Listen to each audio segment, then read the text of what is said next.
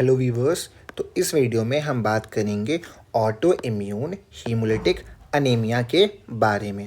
तो अगर हम बात करें हीमोलिटिक अनीमिया क्या होती है, तो हीमोलिटिक अनीमिया में हमारे आरबीसीज़ का डिस्ट्रक्शन होने लगता है या फिर आरबीसीज़ की लाइसिस होने लगती है before completing it's life span. जैसे आरबीसीज़ की लाइफ स्पैन अगर 120 डेज़ की है, तो बिकॉज ऑफ एनी रीज़न और कॉज अगर वो आरबीसीज अपनी लाइफ स्पैन को पूरा करने से पहले ही ब्रेक डाउन हो रहे हैं, तो तब पर्सन को हीमोलिटिक अनीमिया होती है। अब ये हीमोलिटिक अनीमिया होने के अलग अलग कॉज हो सकते हैं। अगर जो कॉजेज़ हैं वो इनहेरिटेड, अगर कोई भी जेनेटिक डिफेक्ट है तब पर्सन को हीमोलिटिक अनीमिया हो तो उसे बोलते हैं इनहेरिटेड हीमोलिटिक अनीमिया। और अगर पर्सन जो है आफ्टर बर्थ डेवलप करता है हीमोलिटिक अनीमिया को, उसे बोलते हैं एक्वायर्ड हीमोलिटिक अनीमिया। और ये एक्वायर्ड हीमोलिटिक अनीमिया होने के कारण क्या हो सकते हैं, कॉज क्या हो सकते हैं, बिकॉज ऑफ एनी एक्सटर्नल और इंटरनल फैक्टर पर्सन जो है वो डेवलप कर सकता है हीमोलिटिक अनीमिया को। तो आज की वीडियो में हम बात करेंगे ऑटो इम्यून हीमोलिटिक अनीमिया के बारे में, जिसे हम AIHA भी बोलते हैं। ये भी एक टाइप का एक्वायर्ड हीमोलिटिक अनीमिया है। गुड। ओके। तो इस वीडियो में हम क्या क्या टॉपिक कवर करने वाले हैं, तो इस वीडियो में हम बात करेंगे introduction to haemolytic anaemia, auto immune haemolytic anaemia की ऑटो इम्यून हीमोलिटिक अनीमिया क्या होते हैं। सेकंड हम बात करेंगे कॉजेज़ के बारे में कि ऐसे कौन कौन से कारण होते हैं जिसकी वजह से एक पर्सन जो है वो ऑटो इम्यून हीमोलिटिक अनीमिया से सफ़र करता है या डेवलप कर सकता है। थर्ड हम बात करेंगे पैथोफिजियोलॉजी के बारे में। देन हम बात करेंगे साइन एंड सिम्टम्स के बारे में कि अगर एक पर्सन जिसे ऑटो इम्यून हीमोलिटिक अनीमिया है तो उसकी बॉडी में क्या साइन एंड सिम्टम्स देखने को मिल सकते हैं। नेक्स्ट हम बात करेंगे मॉर्फोलॉजिकल चेंजेस इन आरबीसीज, मतलब अगर एक पर्सन जो कि अफेक्टेड है इस कंडीशन से, उसके वीनस ब्लड को निकाल के अगर हम पेरिफेरल स्मीयर बनाते हैं, तब हमें माइक्रोस्कोप के अंदर अगर हम विजुअलाइज करते हैं तो हमें क्या क्या चेंजेस तुम्हें देखने को मिल सकते हैं आरबीसीज की मॉर्फोलॉजी में। और लास्ट में हम पढ़ने वाले हैं कुछ ऐसे स्पेशल डायग्नोस्टिक टेस्ट के बारे में जिनकी मदद से हम डायग्नोज कर सकते हैं हमारे ऑटो इम्यून हीमोलिटिक अनीमिया को। ओके। अब ऑटो इम्यून हीमोलिटिक अनीमिया क्या है, तो ऑटो इम्यून हीमोलिटिक अनीमिया एक टाइप के एक्वायर्ड हीमोलिटिक अनीमिया है। अब इसमें होता क्या है, इसमें हमारे जो पर्सन है उन पर्सन की जो आरबीसीज है, तो पर्सन की आरबीसीज के सरफेस पे जो एंटीजेंस प्रेजेंट है, मतलब हमें पता है कि जैसे ये हमारा आरबीसी है एक, ठीक है, ये बाइकॉनकेव शेप के आरबीसीज होते हैं ह्यूमन ब्लड के अंदर, ठीक है, बाइकॉनकेव बोलो आप, डिस्क शेप बोलो, इस शेप के होते हैं। एंड इन आरबीसीज की सरफेस के ऊपर हमारे एंटीजेंस प्रेजेंट होते हैं। अब ऑटो इम्यून हीमोलिटिक अनीमिया की केस में क्या होता है कि जो हमारा इम्यून सिस्टम है वो इम्यून सिस्टम इन्हीं आरबीसीज के सरफेस एंटीजन के अगेंस्ट में एंटीबॉडीज़ बनाने लगता है। ठीक है, तो क्या है, ऑटो इम्यून हीमोलिटिक अनीमिया एक ऐसा डिसऑर्डर है जिसमें बॉडी का जो इम्यून सिस्टम है, वो बॉडी का इम्यून सिस्टम ऑटो एंटीबॉडीज़ को प्रोड्यूस करता है, किसके अगेंस्ट, आरबीसीज के सरफेस एंटीजन के अगेंस्ट। अब क्या हुआ, समझो कि ये एंटीबॉडीज़ बना दी हमारे इम्यून सिस्टम ने इस तरीके से। अब ये एंटीबॉडीज़ जो क्या करेंगी, ये एंटीबॉडीज़ डायरेक्टली हमारे आरबीसीज को डिस्ट्रॉय कर सकती हैं, या फिर ये जो एंटीबॉडीज़ हैं वो हमारे इन आरबी से अटैच हो जाएंगी और हमारे जो फैगोसिटिक सेल्स होते हैं जैसे मैक्रोफेजेस वगैरह, उन्हें एक्टिवेट करा देंगे, उन्हें सिग्नल भेज देंगे। तो ये एंटीबॉडीज़ डायरेक्टली आरबीसी से अटैच हो सकती हैं या फिर उन आरबीसी से अटैच होकर के तुम्हारे इम्यून सेल्स को सिग्नल भेज सकती हैं, जिससे क्या हो, आरबीसीज की लाइसिस हो। ठीक है, और होगा क्या, अगर आरबीसीज ज़्यादा फास्टर डिस्ट्रॉय होंगे in comparison to their formation और प्रोडक्शन, तो पर्सन के अंदर अनीमिया देखने को मिल सकता है। क्यों, क्योंकि आरबीसीज अगर ज़्यादा डिस्ट्रॉय होंगे तो आरबीसीज का काउंट कम हो जाएगा, एंड आरबीसीज का काउंट कम है तो डेफिनेटली हीमोग्लोबिन भी कम होगा। ठीक है, तो अगर हम बात करें तो ऑटो इम्यून हीमोलिटिक अनीमिया के बारे में, तो ऑटो इम्यून हीमोलिटिक अनीमिया जो है वो एक एक्वायर्ड हीमोलिटिक अनीमिया है, मतलब ये डेवलप होता है आफ्टर बर्थ। और कैसे, किसी भी एक्सटर्नल और इंटरनल फैक्टर्स की वजह से, मतलब कोई भी जेनेटिक डिफेक्ट की वजह से नहीं हो सकता किसी भी पर्सन को auto immune haemolytic anaemia. Next हम बात करने वाले हैं causes of auto immune haemolytic anaemia, मतलब ऐसे कौन कौन से कारण होते हैं जिसकी वजह से एक पर्सन जो है वो auto immune haemolytic anaemia develop कर सकता है। अब कॉजेज़ के बेसिस पे हमने AIHA को क्लासीफाई कर रखा है 2 ग्रुप्स में। The first one is primary and the second one is secondary. Good. अब जिन लोगों को AIHA डेवलप होता है बट उनके अंदर कोई भी ऐसा आइडेंटिफिएबल कॉज देखने को नहीं मिलता, ठीक है, मतलब जो पर्सन जिनको पहले से कोई भी डिजीज़ है, कोई भी ऐसी कंडीशन थी ही नहीं जो इंड्यूस करा सके तुम्हारी ऑटो इम्यून हीमोलिटिक अनीमिया को, वो आते हैं प्राइमरी AIHA वाले में, जिसे हम बोलते हैं आइडियोपैथिक। मतलब 50% जो केसेस होते हैं वो प्राइमरी AIHA वाले होते हैं। मतलब उनमें हमें पता ही नहीं रहता कि किस कॉज की वजह से, ऐसा कौन सा रीज़न है जिसकी वजह से पर्सन को auto immune haemolytic anaemia develop हुआ है। और मोस्टली ये जो केसेस होते हैं वो एसिम्टोमेटिक होते हैं, मतलब सिम्टम्स देखने को नहीं मिलते। एंड ये कॉमन कहाँ होते हैं? ये कॉमन होते हैं आपके एल्डर्स में और आपके एडल्ट्स में, ठीक है। नेक्स्ट हम बात करते हैं secondary auto immune haemolytic anaemia के बारे में। तो secondary auto immune haemolytic anaemia उन पेशेंट्स के मतलब इस कैटेगरी में वो पेशेंट्स आते हैं जिनको पहले से ही कोई एक सर्टेन डिजीज़ थी, जिस सर्टेन डिजीज़ ने उन्हें इंड्यूस कराया या प्रमोट किया कि उन्हें ऑटो इम्यून हीमोलिटिक अनीमिया हो, ठीक है। तो कोई भी ऐसी डिजीज़ हो सकती है, कुछ ऐसे एक्सटर्नल ट्रिगर्स हो सकते हैं जिसकी वजह से उन्हें auto immune haemolytic anaemia develop हुआ हो। जैसे अगर कोई पर्सन जैसे ऑटो इम्यून डिजीज़ है, जैसे अगर हम बात करते हैं सिस्टमैटिक ल्यूपस एरिथ्रोमाइटिस है या फिर रिमेटॉइड अर्थराइटिस है, तो वो इंड्यूस करा सकता है या वो प्रमोट करा सकता है कि उस पर्सन को ऑटो इम्यून हीमोलिटिक अनीमिया भी हो, ठीक है। क्योंकि ये क्या करते हैं, ये ऐसे जो ऑटो इम्यून डिजीज़ होते हैं वो आपके इम्यून सिस्टम को ट्रिगर करते हैं और इम्यून सिस्टम की जो फंक्शनिंग है उसमें डिसरेगुलेशन हो जाती है। मतलब इम्यून सिस्टम जो प्रॉपरली फंक्शन नहीं कर पाता और अपने ही सेल्स को हार्म करने लगता है, ठीक है।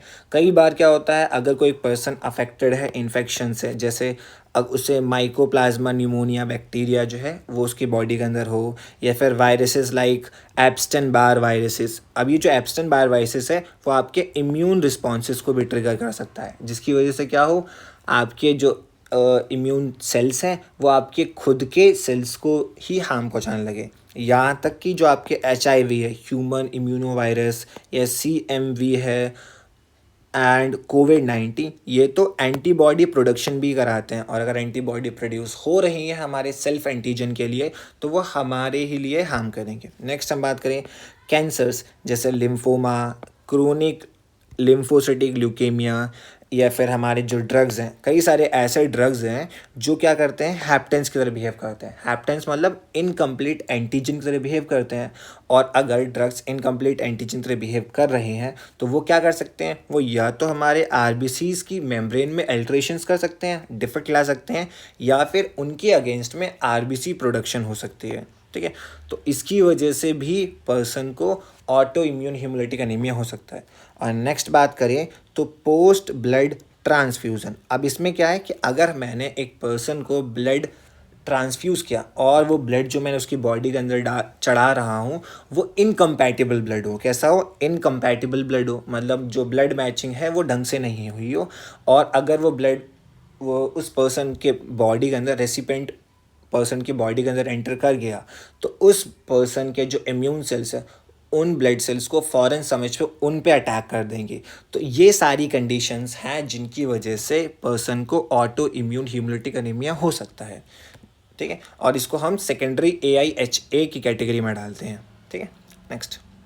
नेक्स्ट हम बात करते हैं पैथोफिजियोलॉजी ऑफ AIHA, मतलब किस तरीके से ये सारी चीज़ें जो है auto immune haemolytic anaemia affect करता है पर्सन को, ठीक है। तो हमें एक चीज़ पता है कि जो ऑटो इम्यून हीमोलिटिक अनीमिया है, उस ऑटो इम्यून हीमोलिटिक अनीमिया में हमारे RBCs का डिस्ट्रक्शन होता है। किसकी वजह से? एंटीबॉडीज़ की वजह से हमारे RBC डिस्ट्रक्शन होता है। एंड किस चीज़ पे डिपेंड करेगा कि कौन से टाइप के, मतलब किस तरीके से RBCs का डिस्ट्रक्शन हो रहा है, वो जो पूरा मैकेनिज़्म है वो किस पे डिपेंड करेगा, वो पूरा मैकेनिज़्म डिपेंड करेगा कि कौन सी टाइप की एंटीबॉडी इन्वॉल्व है, या IgM इन्वॉल्व है या IgG इन्वॉल्व है। तो IgG एंड IgM ऐसी एंटीबॉडीज़ हैं जो ऑटो इम्यून हीमोलिटिक अनीमिया के केस में इन्वॉल्व रहती हैं, ठीक है। अब AIHA मतलब ऑटो इम्यून हीमोलिटिक अनीमिया जो है वो दो टाइप का होता है। First one is warm auto immune haemolytic anaemia and the second one is cold auto immune haemolytic anaemia. तो यहाँ पे जो हमारी क्लासिफिकेशन हुई है AIHA की वार्म और कोल्ड में, वो हुई है on the basis of temperature, ठीक है। हाँ, तो अगर किसी एक पर्सन को warm auto immune haemolytic anaemia है तो इसका मतलब वो IgG मीडिएटेड होती है। मतलब कि इस केस में जो पर्सन की RBCs पे एंटीबॉडीज़ अटैच होंगी वो कौन सी होंगी, IgG एंटीबॉडी होंगी। और सबसे ज़्यादा common type of AIHA auto immune haemolytic anaemia कौन सा है, वो है हमारा वार्म हीमोलिटिक अनीमिया। अब इसमें क्या होता है, इसमें हमारी IgG एंटीबॉडीज़, चलो इसको समझते हैं, देखो इस तरीके से। हाँ, अब ये क्या है, warm auto immune haemolytic anaemia है। तो ये हमारे पास यहाँ पे क्या होते हैं, यहाँ पे हमारे पास जैसे RBCs है। अब RBCs के सरफेस पे क्या है, ये हमारे एंटीजेंस। तो इन एंटीजेंस के अगेंस्ट में इम्यून सिस्टम जो है वो एंटीबॉडीज़ बनाने लगता है, ठीक है। एंड ये एंटीबॉडीज़ जो हैं वो आ करके किससे बाइंड हो जाती हैं, इन्हीं एंटीजन से बाइंड हो गई। और जो हमारा एंटीबॉडीज़ हैं उसमें दो रीजन्स होते हैं, एक होता है FAB रीजन, FAB रीजन, और एक होता है FC रीजन। FAB रीजन जो है वो बाइंडिंग रीजन, तो जिससे हमारी एंटीबॉडी जो है वो एंटीजन से बाइंड कर जाती हैं, ठीक है। तो यहाँ पे क्या देखने को मिल रहा है कि हमारी जो RBCs हैं उनके सरफेस पे जो एंटीजन है उनसे एंटीबॉडी बाइंड कर गई हैं, ठीक है। एंड ये जो हमारा पीछे वाला रीज़न है ये होता है FC रीज़न, ठीक है। तो ये जो FC रीज़न है, इस FC रीज़न के कॉम्प्लीमेंट्री अगर आप बात करें, या फिर जो आपके मैक्रोफेजेस होते हैं, उन मैक्रोफेजेस के सरफेस पे आपके होते हैं FC रिसेप्टर्स। क्या होते हैं, FC रिसेप्टर्स। ये FC रिसेप्टर इस FC रीजन को डिटरमाइन करेंगे और आकर के अटैच हो जाएंगे, ठीक है, और हमारे RBCs को इनगल्फ करेंगे। तो यहाँ पे जो इनगल्फमेंट होती है वो पार्शियल इनगल्फमेंट होती है, जिसकी वजह से RBCs जो है वो डैमेज हो जाता है, ठीक है। और वो लीड करता है कि स्फेरोसाइट्स की फॉर्मेशन हो, किसकी फॉर्मेशन हो, स्फेरोसाइट्स की, ठीक है। और इन स्फेरोसाइट्स का फिर डिस्ट्रक्शन जो होता है वो कहाँ पे जाके होता है, स्प्लीन में। तो स्प्लीन में हमारा कौन सा डिस्ट्रक्शन होता है, एक्स्ट्रा वेस्कुलर डिस्ट्रक्शन है। एक्स्ट्रा वेस्कुलर हीमोलाइसिस बात करें तो एक्स्ट्रा वेस्कुलर हीमोलाइसिस का मतलब होता है जब हमारा जो ब्रेकडाउन हो रहा है RBCs का वो हमारे ब्लड स्ट्रीम के बाहर हो, ठीक है। तो बात करते हैं इसकी, ठीक है।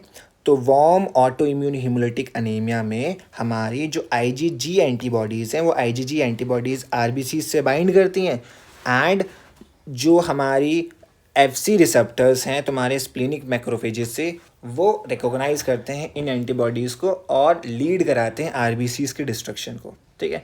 तो क्या क्या देखने को मिलता है, एक तो हमें एक्स्ट्रा वेस्कुलर हीमोलाइसिस देखने को मिलता है, किसकी वजह से, स्प्लीनिक मैक्रोफेजेस की वजह से स्प्लीन में, ठीक है। नेक्स्ट अगर हम बात करें तो फॉर्मेशन देखने को मिलती है स्फेरोसाइट्स की। स्फेरोसाइट्स क्या है, हमारे जब RBCs राउंड शेप के हों और उनमें कोई भी सेंट्रल पेलर रीजन ना हो तो ऐसे RBCs को हम स्फेरोसाइट्स बोलते हैं, ठीक है। नेक्स्ट हमें क्या क्या देखने को मिल सकता है, ग्रेजुअल एनीमिया देखने को मिल सकता है क्योंकि RBCs का डिस्ट्रक्शन हुआ है। स्प्लीनोमेगाली देखने को मिल सकती है हमें warm auto immune haemolytic anaemia में, मतलब इन्फ्लामेशन ऑफ स्प्लीन।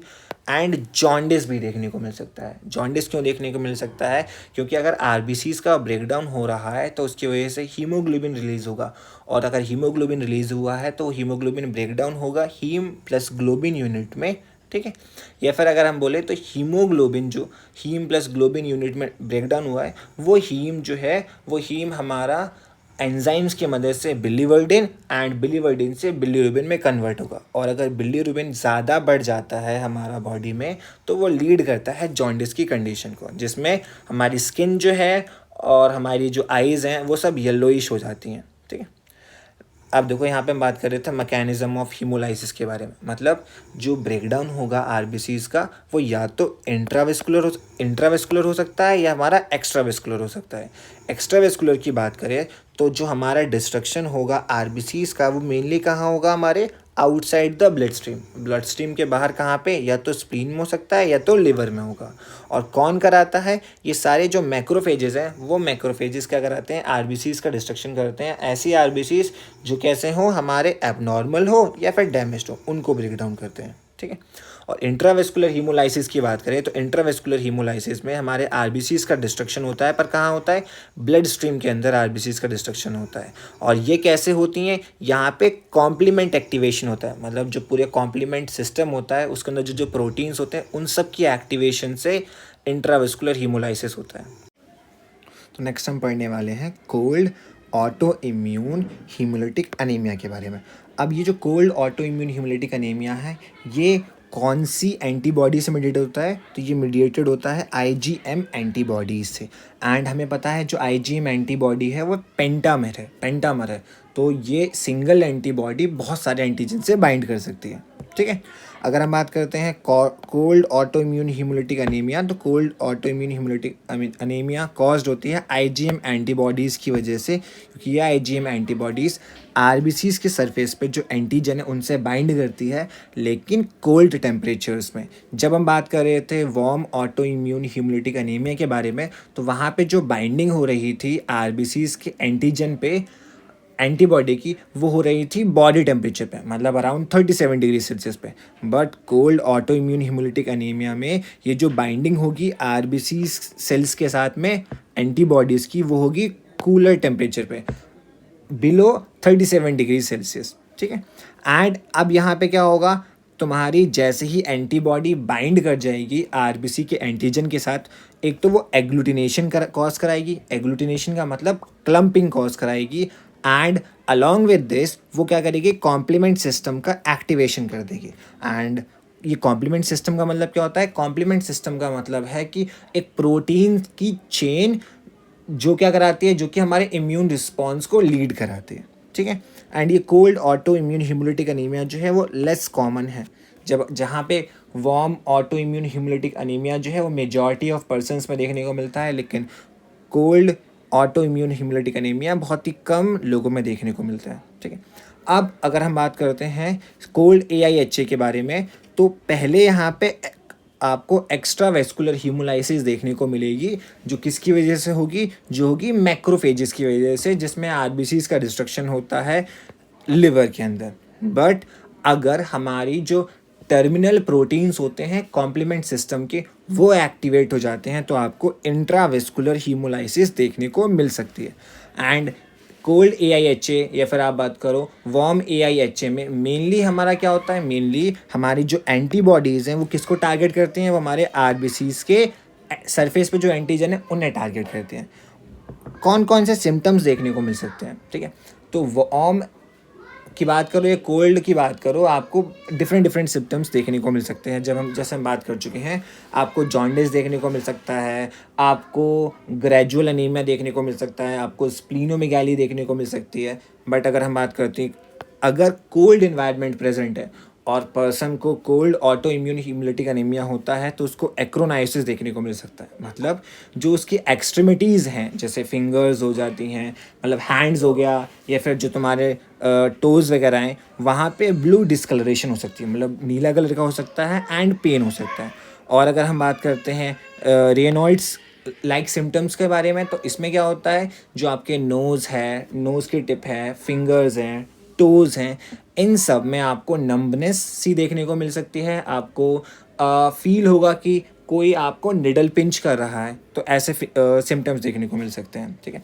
अगर हम कोल्ड AIHA की मैकेनिज़्म के बारे में बात करते हैं कि किस तरीके से आरबीसीज का डिस्ट्रक्शन होता है कोल्ड AIHA में, तो वो क्या होता है, सबसे पहले तो आपको एंटीबॉडी फॉर्मेशन देखने को मिलेगी और वो एंटीबॉडी बाइंड होगी।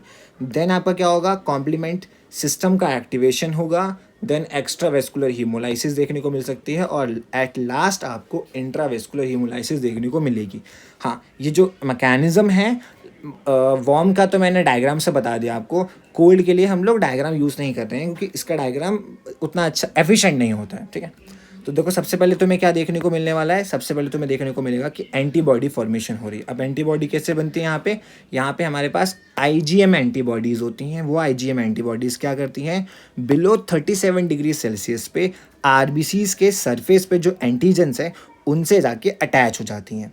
अब जैसे ही एंटीबॉडीज़ आरबीसीज के सरफेस पर जो एंटीजन है उनसे अटैच हुई, उसके बाद क्या देखने को मिलेगा, उससे तुम्हारा कॉम्प्लीमेंट सिस्टम का एक्टिवेशन होगा और आरबीसीज का एग्लूटिनेशन भी देखने को मिलेगा। और मैंने बताया था कि जो आईजीएम एंटीबॉडीज़ है वो कैसी हैं, पॉलीक्लोनल है, मतलब कि पेंटामर है तो वो मल्टीपल एंटीजन से बाइंड हो सकती है। तो आपको क्या देखने को मिल गया, क्लम्पिंग ऑफ आरबीसीज तो देखने को मिल गई, और साथ ही साथ जैसे ही आईजीएम एंटीबॉडीज़ आरबीसी से बाइंड हुई थी तो कॉम्प्लीमेंट सिस्टम की एक्टिवेशन हो गई। मतलब जो तुम्हारा कैस्केड है प्रोटीन्स की जो इम्यून रिस्पॉन्स को लीड करता है वो सारी एक्टिवेट हो गई, और इस कैस्केड में C1 से लेकर C9 प्रोटीन होती हैं। ठीक है, जब आप बात करोगे कि जब ये कॉम्प्लीमेंट सिस्टम एक्टिवेट हुआ ना, तो सबसे पहले तो आपको जो C1, C2, C3, अब C3 में एक प्रोटीन होता है C3b। ये C3b जो प्रोटीन है वो आरबीसीज के सरफेस पे जाके डिपॉजिट होने लगता है, और जब वो डिपॉजिट होता है तो वो सिग्नल भेजता है किसको, आपके मैक्रोफेजेस को सिग्नल भेजता है ताकि उन आरबीसीज की फैगोसाइटोसिस हो।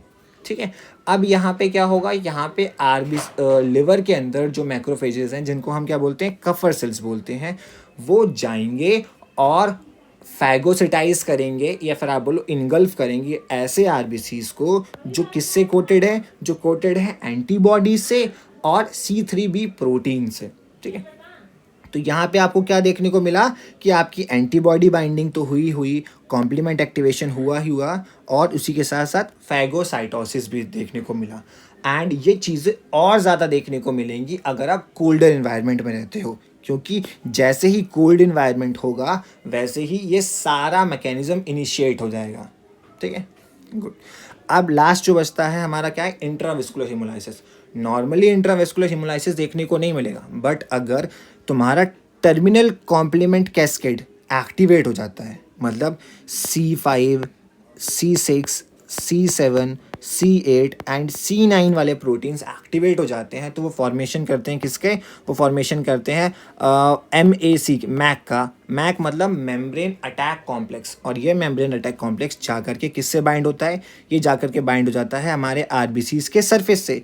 और जब ये आरबीसीज के सरफेस से बाइंड होगा तो क्या करेगा, पोर्स बना देगा, जिससे क्या होगा, ऑस्मोटिक प्रेशर, ऑस्मो रेगुलेशन जो होता है वो आरबीसीज का डिसरप्ट हो जाता है, और अल्टीमेटली हमें आरबीसीज का ब्रेकडाउन देखने को मिलेगा। और ये ब्रेकडाउन जो हो रहा है आरबीसीज का वो कहाँ हो रहा है, with in the blood vessels. ठीक है, अब अगर आरबीसीज ब्रेकडाउन हो गए हैं तो क्या देखने को मिलेगा हमें, हीमोग्लोबिन रिलीज हो रहा होगा हमारे ब्लड स्ट्रीम में। जो हीमोग्लोबिन क्या करेगा, जो हीमोग्लोबिन हीम प्लस ग्लोबिन में ब्रेकडाउन होगा, और हीम जो है वो एंजाइम्स की मदद से बिलीवर्डिन और एट लास्ट बिलीरुबिन में कन्वर्ट होगी, और बिलीरुबिन का अमाउंट अगर इंक्रीज होता है तो क्या होता है, जॉन्डिस देखने को मिलती है। ठीक है, कॉमन साइन और सिम्टम्स की अगर हम बात करते हैं तो वो सिंपल ही है, हमारा जॉन्डिस, ग्रेजुअल एनीमिया, हमारा स्प्लीनोमेगैली देखने को मिल सकती हैं, ऐसी चीज़ें देखने को मिलेंगी। नेक्स्ट हम बात करते हैं क्या क्या मॉर्फोलॉजिकल चेंजेस देखने को मिल सकते हैं हमें आरबीसीज में। कहाँ पे, आरबीसीज में हमें क्या क्या मॉर्फोलॉजिकल चेंजेस देखने को मिलने वाले हैं। तो अगर हमारे पास कोई पेशेंट आता है जो ऑलरेडी अफेक्टेड है ऑटो इम्यून हीमोलिटिक अनीमिया से, और हमने उसका वीनस ब्लड लिया और उसकी पेरिफेरल ब्लड स्मीयर बनाई, ठीक है, तो हमें क्या क्या देखने को मिल सकता है, अगर वो पर्सन अफेक्टेड है warm auto immune haemolytic anaemia से, तो हमें स्फेरोसाइट्स देखने को मिल सकते हैं। मतलब ऐसे आरबीसीज जो स्फेरिकल होते हैं शेप में, एंड उनके अंदर उनके सेंट्रल पेलर रीजन एब्सेंट होता है। ठीक है, और हमें पॉलीक्रोमेसिया की कंडीशन देखने को मिलती है।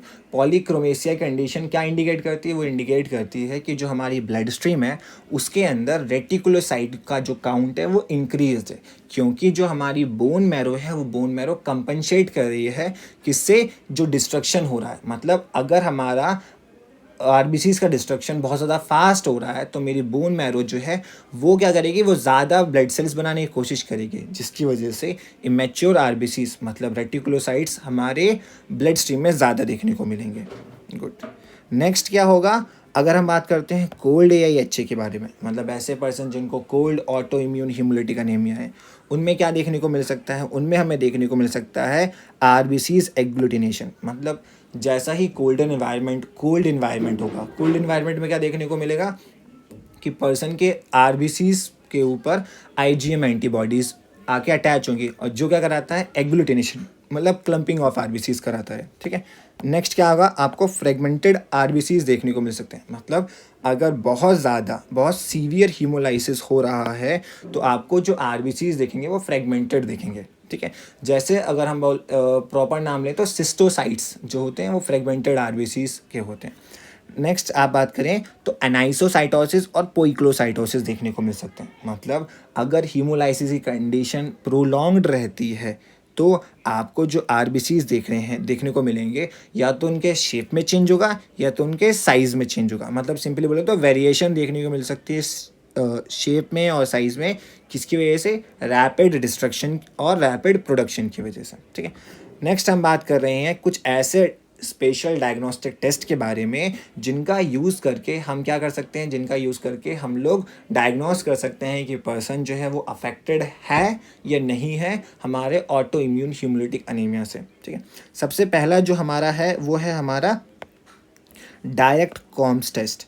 सबसे ज़्यादा इम्पॉर्टेंट टेस्ट जो होता है AIHA को डायग्नोस करने के लिए वो क्या होता है? Direct Coombs test. ठीक है, अब इसको समझते हैं। तो आपके दो टाइप के टेस्ट होंगे, एक डायरेक्ट कॉम्स टेस्ट, एक इनडायरेक्ट कॉम्स टेस्ट। ठीक है, इसको एक डायग्राम से समझते हैं। देखो, अभी हमने क्या लिया? हमने एक पेशेंट का ब्लड लिया। ठीक है, एंड उस पेशेंट के ब्लड के अंदर हमारे पास क्या है? हमारे पास RBCs हैं। ठीक है, और उन RBCs के सरफेस पे कुछ एंटीजेंस होंगे। ठीक है, और अलॉन्ग विद दिस कई सारी एंटीबॉडीज़ होंगी। फ्री एंटीबॉडीज़ भी होने वाली हैं और अटैच्ड एंटीबॉडीज़ भी होंगी। ठीक है, तो डायरेक्ट कॉम्स टेस्ट के लिए हम लोग क्या करते हैं? डायरेक्ट कॉम्स टेस्ट के लिए हम लोग पेशेंट का ब्लड लेते हैं, और इस ब्लड में जो RBCs हैं उनमें ऑलरेडी हमारी जो एंटीबॉडीज़ हैं वो अटैच्ड है। ठीक है, नेक्स्ट क्या करते हैं? इसके बाद हम उसमें कॉम्स रिएजेंट मिलाते हैं। क्या मिलाते हैं? Coombs reagent. तो ये कॉम्स रिएजेंट क्या कराता है? एग्लूटिनेशन कॉज कराता है, मतलब क्लम्पिंग कॉज करा देता है RBCs की। मतलब अगर क्लम्पिंग देखने को मिल रही है, इसका मतलब क्या है कि जो पेशेंट है उसको AIHA है। ठीक है, और इनडायरेक्ट कॉम्स टेस्ट में हम लोग पेशेंट का होल ब्लड ना लेकर के हम लोग पेशेंट का प्लाज्मा लेते हैं, जिस प्लाज्मा के अंदर फ्री एंटीबॉडीज़ होती हैं, और उस फ्री एंटीबॉडीज़ के साथ साथ हम क्या डालते हैं? उसमें ऐसे RBCs डालते हैं जिसके पास एक नोन एंटीजन हो, और उसके साथ कॉम्स रिएजेंट डालते हैं। ठीक है, और हमारा क्या होता है? अगर एग्लूटिनेशन देखने को मिल रही है, इसका मतलब क्या है कि इसका मतलब हमारा पर्सन जो है वो अफेक्टेड है। मतलब डायरेक्ट एग्लूटिनेशन में और इनडायरेक्ट कॉम्स टेस्ट, मतलब दोनों में ही आपको एग्लूटिनेशन देखने को मिलेगी। ठीक है, नेक्स्ट अगर हम बात करते हैं तो या तो हम डायरेक्ट टेस्ट कर सकते हैं, या इनडायरेक्ट मतलब कॉम्स टेस्ट कर सकते हैं, या फिर हम लोग क्या कर सकते हैं? रेटिकुलोसाइट काउंट को मेज़र कर सकते हैं। हमें पता है कि अगर डिस्ट्रक्शन ऑफ RBCs हो रही है तो उसकी वजह से बोन मैरो कंपनसेट करने वाली है। बोन मैरो जो है वो कंपनसेट करेगी किसके लिए? RBCs के लॉस के लिए, और उसके लिए वो बहुत ज़्यादा ब्लड सेल्स बनाएगी, जिसकी वजह से हमारे ब्लड स्ट्रीम में जो रेटिकुलोसाइट है उसका काउंट बढ़ा हुआ होगा in case of auto immune haemolytic anaemia. तो ये एक हॉलमार्क की तरह भी होती है हीमोलिटिक अनीमिया में। मतलब कि अगर किसी एक पर्सन को हीमोलिटिक अनीमिया है तो उसमें पक्का ही आपको रेटिकुलोसाइट काउंट बढ़ा हुआ देखने को मिलेगा। नेक्स्ट अगर हम बात करते हैं सीरम LDH के बारे में, मतलब लैक्टेट डीहाइड्रोजनेज एंजाइम के बारे लैक्टेट डीहाइड्रोजनेज के बारे में। तो जब हमारी RBCs का ब्रेकडाउन होता है और हमारा हीमोग्लोबिन रिलीज़ होता है तो उसी के साथ साथ हमारा LDH भी रिलीज़ होता है। तो ये LDH भी एलिवेटेड होगा कब? हीमोलाइसिस की कंडीशन में। तो हम उसे भी चेक कर सकते हैं, या फिर हम चेक कर सकते हैं कि हमारा बिलिरुबिन, मेनली बोलो तो इनडायरेक्ट बिलिरुबिन बढ़ा हुआ है या नहीं। क्योंकि अगर हमारा हीमोलाइसिस देखने को मिलेगा तो उसमें हीमोग्लोबिन रिलीज़ होगा ही, और वो हीमोग्लोबिन से हीम रिलीज़ होगा, जो हीम कन्वर्ट होगा फाइनली जॉन्डिस में।